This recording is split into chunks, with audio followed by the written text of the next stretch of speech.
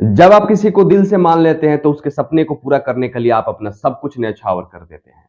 लेकिन जब उस इंसान का सपना पूरा होने के बाद वो आप ही से मुँह मोड़ने लगे, तो यह समाज के लिए चर्चा का विषय बन जाता है। ऐसे एक सच्ची घटना पर आधारित एक उत्तर प्रदेश की कहानी है ज्योति मौर्य और आलोक मौर्य की।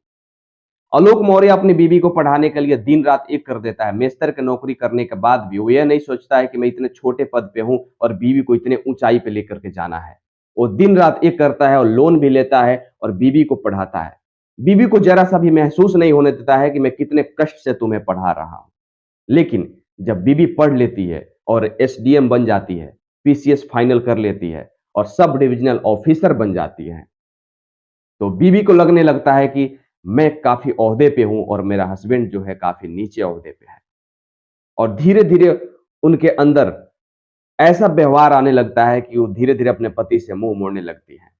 और फेसबुक के ज़रिए उनको एक लड़का से प्यार हो जाता है। लड़का नहीं, उस मनीष दुबे उनका नाम है, जो कि गाज़ियाबाद के होम गार्ड के कमांडेंट होते हैं।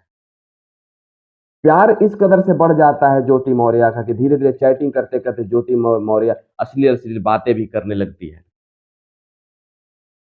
बात की सिलसिला इतना बढ़ जाता है, धीरे-धीरे आलोक मौर्य को शक होने लगता है। आलोक मौर्य को लगता है कि मेरी बीवी मेरे से मुँह मोड़ रही है।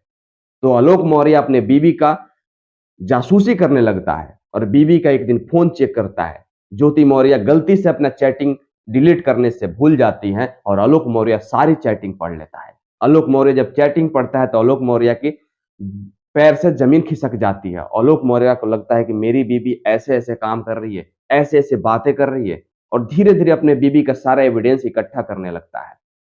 और इकट्ठा करने के बाद जब अपने बीवी से बोलता है, तो बीवी को लगता है कि मेरी सच्चाई का पता चल गया मेरे हस्बैंड को। तो बीवी एक झूठा आरोप लगा देती है, जैसे कि कहा जा रहा है, जैसे कि बताया जा रहा है कि मेरे मेरे हस्बैंड जो हैं, मुझे प्रताड़ित कर रहे हैं दहेज के लिए और मेरे हस्बैंड जो हैं, काफ़ी टाइम से उनको टॉर्चर कर रहे थे दहेज के लिए और जो शादी हुई थी, ये झूठ की बुनियाद पे हुई थी। जैसे कि ज्योति मौर्य के पिताजी ने भी कहा है, ये शादी झूठ की बुनियाद पे हुई है। तो मैं ज्योति मौर्य से पूछना चाहता हूँ, जब शादी हुई थी, शादी के इतने दिन बाद जब आप एसडीएम बन गई, आपका ओहदा ऊँचा हो गया, आपको लगा कि मैं काफ़ी ऊँचे ओहदा पे हूँ और मेरा हस्बैंड जो है काफ़ी नीचे है और मैं यहाँ हूँ, मेरा हस्बैंड यहाँ है। तो आपको अपने ओहदे के लोगों को ज़रूरत पड़ जाती है और आप अपने ओहदे के लोगों को खोज रही हैं और चैटिंग स्टार्ट कर देती हैं। लेकिन जब आपकी शादी झूठ की बुनियाद पे हुई थी, तो आप इतना दिन कहाँ थी? झूठ के बुनियाद पे ही आपके 2 बच्चे हो गए। जब 2 बच्चे हो गए, फिर उसके बाद आप एसडीएम बन गई, उसके बाद आपको लगा कि हमारी शादी जो है थी हुई थी, फर्ज़ी हुई थी, फर्ज़ी बातों पे हुई थी। जब झूठ की बुनियाद पे शादी हुई थी, तो बच्चे कहाँ से हुए? आपको शादी के बाद ही तुरंत एक्शन लेना चाहिए, आप दोनों को कोर्ट का सहारा लेना चाहिए। लेकिन शादी हो जाती है, आपके 2 बच्चे हो जाते हैं, बच्चे होने के बाद जब आप एसडीएम बन जाती हैं, यानी सब डिविज़नल ऑफ़िसर बन जाती हैं, उसके बाद आपको लगता है कि मेरा हस्बैंड मुझे चीट कर दिया, यानी आपकी काली करतूत को उसने देख लिया, तो आप उस पे ब्लेम करने लगी। जब आलोक मौर्य को कोई रास्ता नहीं मिलता है, क्योंकि आलोक मौर्य अगर पढ़ा-लिखा के आपको उस ओहदे पे ले गया है, तो वो कुछ भी कर सकता है। जब आपको पढ़ाने के लिए वो कुछ कर सकता है, तो आपको गिराने के लिए भी वो कुछ भी कर सकता है। तो उसने मीडिया का सहारा लिया और आपकी काली करतूत की जितनी भी चिट्ठी थी, सारे लोगों को दिखा दिया, चैटिंग से लेकर के कॉल रिकॉर्डिंग तक। जिससे आपका रेपुटेशन में गिरावट आई और एक विषय पूरे भारत में चर्चा का विषय बन गया। और धीरे-धीरे ज्योति मौर्य कौन है, आलोक कुमार मौर्य कौन है, सारे लोग जान गए और आपकी कहानी जो है, एक फ़िल्म जैसी लगने लगी। एक आपने एक ऐसा कारनामा कर दिया जिससे बहुत सारे औरतों का सपना जो है पूरा होने से बाधित हो रहा है। बहुत सारे हस्बैंड जो हैं अपने औरतों को पढ़ाने से मना कर रहे हैं, पढ़ाने से इनकार कर रहे हैं क्योंकि आपने एक ऐसा काम कर दिया।